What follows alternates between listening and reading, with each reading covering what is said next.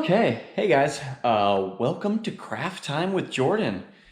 Okay, it's kind of craft time. We are going to be flocking some crow decoys today. You've seen on several of my crow hunts, little bits and pieces I throw into videos anyway, they're not really crow hunts, they're just sort of like, oh, crows, let's throw out the collar. And it hasn't really worked that great because I don't have any decoys. Well, I decided I'm gonna change that. If I'm gonna get decoys, I might as well, try and make them the best that I can for the cheapest I can. So I'm actually going to be flocking some decoys. So these are just the plain Jane, they're like $10, the cheap crow decoys. And I got 4 of them. Gonna do a couple of them today. Here is my brand new can of paint. It's the Rust-Oleum, you can kind of still see that. And this is an oil-based paint here. If you're carrying in paint, make sure that you don't drop it. Yeah, that's what I did right there. Hopefully there's enough to get everything done that I want to get done. Don't drop your paint. And then I went on Amazon and bought a 1-pound bag of flocking. This is just straight up black flocking. I don't even remember how much it was, but that's enough to do a ton of decoys, it looks like. We'll see. But I did that, and then, well, I'll show you guys the rest of the stuff later here. So I'm gonna get to painting them.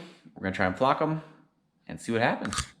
Hopefully we'll get to use them here in a little bit and see how they work. So let's get this done. Just applying a liberal coat of this paint. And this is what makes the flocking stick to it. So we'll see how this all goes. Not sure why I'm doing the underside, but I am anyway. So I got this sifter here, also brand new off Amazon. And what we're gonna do is we're gonna take our flocking, we're gonna scoop it up, and we're gonna sift it over my decoy. You wanna do this over a big tote. That way it doesn't go everywhere and you can reclaim it.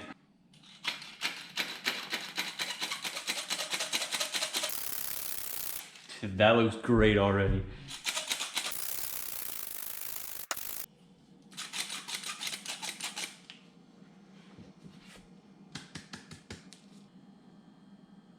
There you go. Now you want to let this dry and then do it again. First 3 have the first coat on them. I'm actually really excited. I'm pretty pumped about the way they look. They look good already. Now what we'll do is we'll let them dry and then we'll come back. I'll probably come back tomorrow and give them a second coat, and that will really give it a good solid flocking. Because if you look at them real close, which is kind of hard to see in this light with this camera, is that there's a little bit of shine still coming through from the paint and stuff like that, and it's just not a really good heavy coat. So what we'll do, once they're dry, there's a few patchy spots. Like for instance, you can kind of see, yeah, right there above his eye, little patchy spot there. Second coat should take care of all that. So that's the plan.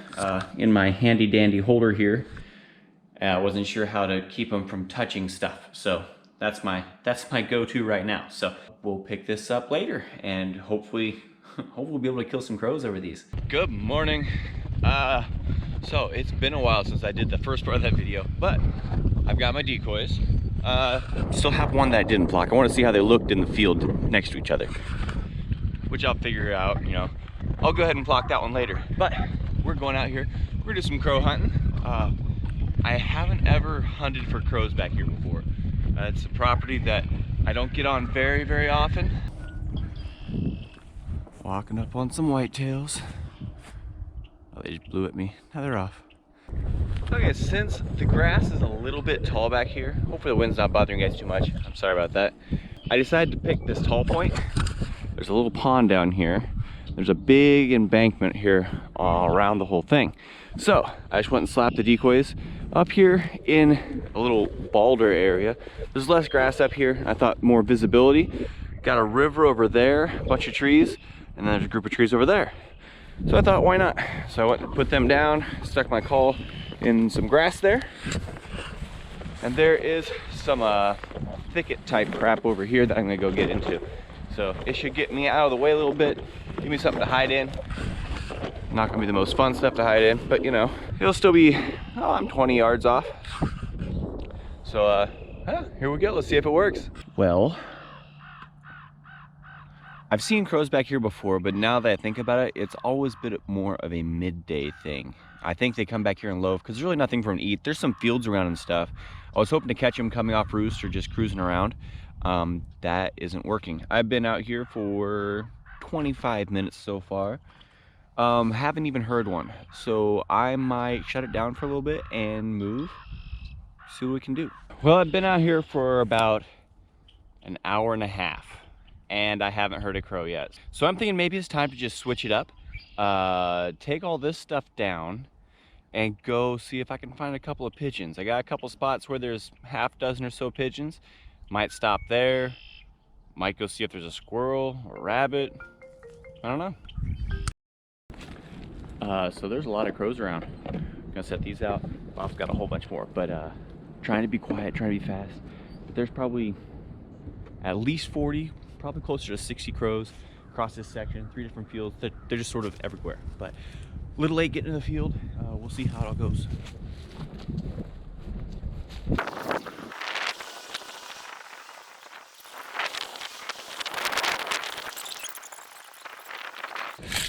Well, I am an evergreen tree now. Not the most comfortable hide, but I'm hidden. And that's pretty important for these things. So we're about ready to turn the e-collars on, yeah? Yep, let's roll. Let's see how we power. Let's see how this goes. On here. There we go. Turn this thing up.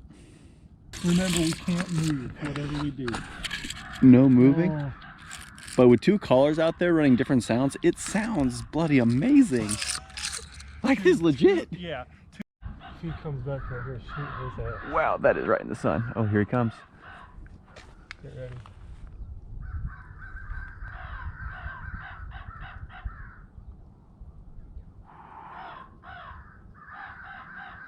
Let him work. He's coming back over your left shoulder. Oh, yeah.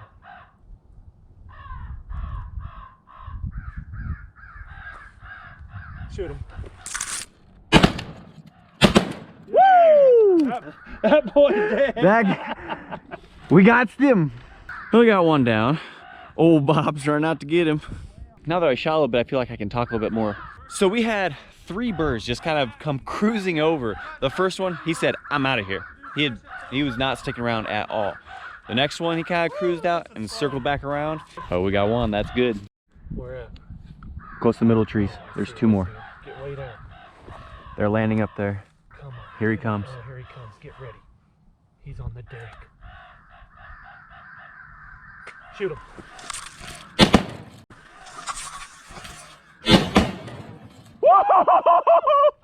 He got He's coming. He's coming. He's coming. Get ready. Hide. Shoot him. Whoa! Yeah! Yeah! Oh, he got hammered so hard. Oh, we hammered both of them. Crushed. Oh, tell me that isn't That glory. was awesome. Oh. See, when they decoy really good, how awesome is it? He wanted to land. Yeah, both of them. So that was a 3.5, and he has black cloud 3-inch. Yep. And that other one stopped in the tree and kept coming after his mate died. Yep. Holy cow. He go get that one over with. Oh, we smashed him. They got held. If you guys like that, that's worth a thumbs up, right? Come on. Look at this. Oh, he's kind of squishy. Oh well. We got him. Oh, that's awesome. They came in so well. That one, you could tell exactly when he saw us move because he flared hard and then it really didn't matter because he got smashed, but that was good right there. So it is after the hunt. We are back here at Bob's house. You guys know who this is? This is Fred. For you guys that don't know Fred, Fred is the awesome stud of a Dudley lab he is. Fred's Bob's dog.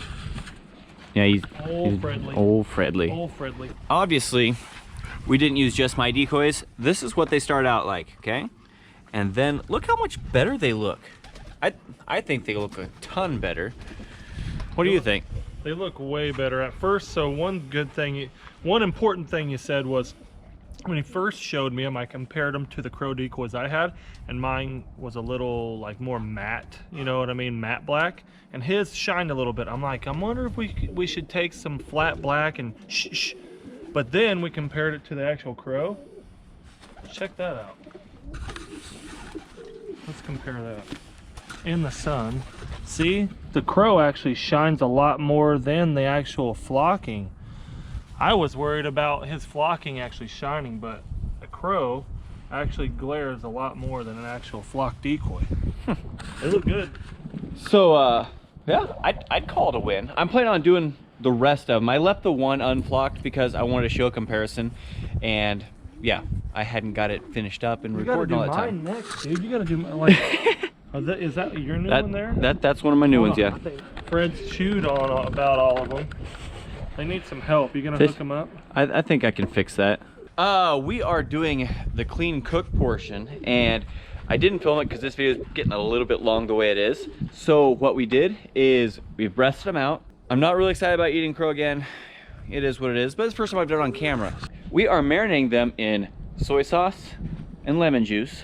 Those two, the reason we're doing with that is because they're strong flavors for one, and they're a little bit acidic, so it helps break them down a little bit. I tenderized them best I could with a fork, but I mean, there's only so much you can do. You need to help break it down. Also, punching holes into them, like with a fork or a tenderizer, really helps get the marinade to penetrate down into the meat, and so you can marinate them a whole lot faster, and it just makes everything better. Also put some cracked pepper in there, just some plain old black pepper and some paprika. So I'm hoping this will do well. We're just gonna throw it on the grill, see how it goes. It shouldn't be bad. Like, okay, it could be really bad, but hopefully it'll be better than what it could be. Well, I'd say they're getting close to done here. Are they? Actually, I'm gonna put them on this top rack and let them rest a little bit. I'd say that they're done. I'm gonna let them rest just a little bit. They don't smell bad? They don't smell bad. But the question is, do they smell good? That's why I said they don't smell bad. Yeah, we'll see how they taste here in a little bit. I'm hoping this is better than my last experience with crow. Oh, man, I'm so scared of crow. I'm scared of crow. The last time I did it scarred me, man. They are a tough and not particularly awesome bird to eat. No, they're bloody. They're dark meat and a lot of nasty blood. The meat, if you can think about it, if you were a scavenger that survived on scavenging, maybe roadkill, that's what they're made of. You are what you eat, and we're gonna eat that. Don't judge us. Okay, so second moment of truth for me. If you want to see the first moment of truth, you need to go over to Bob's channel, which is right here. This guy himself. Oh man. He's gonna pass on the second try, but because I didn't film it, I feel obligated to show you guys what happens here. We should have just filmed the first go on both channels at one time. Should have. But you see, I don't think as far ahead as he does. And that's why you should go check out his channel. It's a lot better than mine. You guys can see what a pro looks like versus a dude. This poor man, I don't want you to eat. I wouldn't eat another one there. Oh. He's not excited about it. He's not excited about it for me. Me personally, it's not good. We went field to fork in like, what, 2 hours? Not even, yeah. This is very, very fresh, lightly marinated. It could be much better.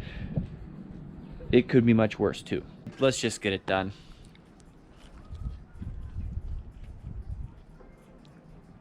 Oh, this one's not that bad. See? It is cooked all the way through. It reminds me. Okay. I don't hate that. I got over my mental block a whole lot quicker than Bob did. So, yeah. I don't recommend it. There's a reason they call it eating crow. It is not good, but honestly, I will eat this every single time over starling